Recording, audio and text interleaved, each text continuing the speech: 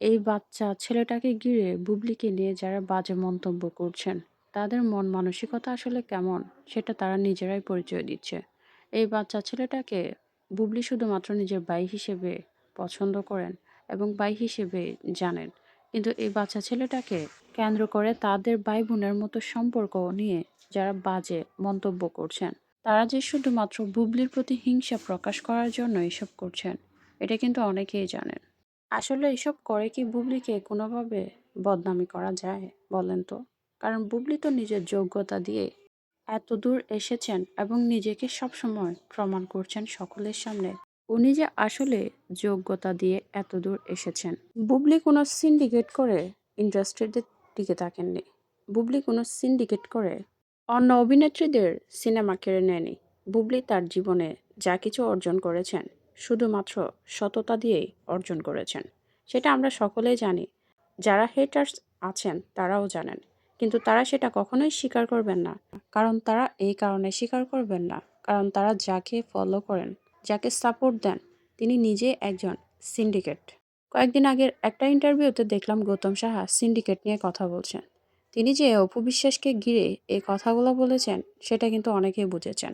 কারণ গৌতম সাহা সবাইকে নিয়ে কাজ করতে চাইলেও অপু বিশ্বাস কিন্তু চেয়েছিলেন সমস্ত কাজ যেন তাকে দিয়ে করা হয়। কিন্তু অনেক মানুষের তো ভিন্ন ভিন্ন চাহিদা থাকতে পারে। যারা নিজেদের ব্র্যান্ড প্রমোশন করেন তারা তো চাইতে পারেন অন্য কাউকে, অন্য কোনো অভিনেত্রীকে। কিন্তু অপু বিশ্বাস সেটা মানতেন না।